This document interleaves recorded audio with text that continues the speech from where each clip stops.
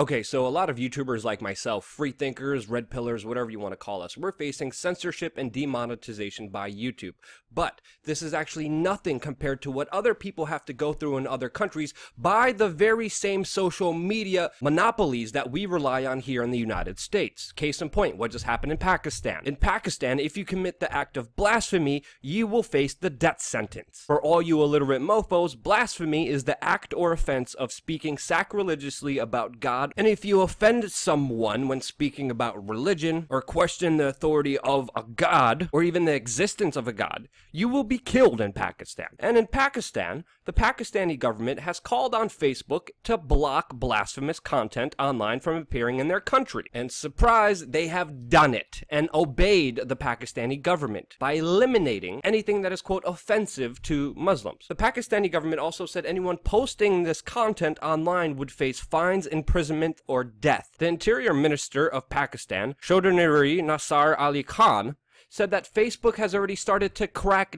down by blocking the content that Pakistan believes is blasphemous. He says that Facebook's actions are, quote, a very big improvement, and that, quote, he sees it very positively that at the highest levels of Facebook has responded and taken action, and he said, quote, that he sees it positively that at the highest levels of Facebook has responded and taken this issue seriously. Wood adding that Facebook agreed to the Pakistani government's demands, and that, quote, it is a big achievement. And then because of this, the Pakistani government has already started to arrest citizens who have offensive content on their computers and mobile phones. He also added that 3 citizens have been arrested by the Pakistani government for allegedly posting blasphemous content on social media. One of those people arrested was Aziz Nazimi. He was a Pakistani blogger, ex-Muslim, atheist, and vice president of the Atheist and Agnostic Alliance of Pakistan. And according to one person, he, quote, existed as a non-believer, especially as an ex-Muslim, with self-confidence rather than acculturated differences, and spoke out on religion and Islam, and with highly educated scholarly authority in the relevant subject matter. It was taken as terrorism and blasphemy. There's even individuals on social media who cheered the actions by Facebook and the Pakistani government by saying, quote, F with freedom of speech, hang this effer ASAP. Quote, call us terrorist or extremist or whatever, but he must be hanged.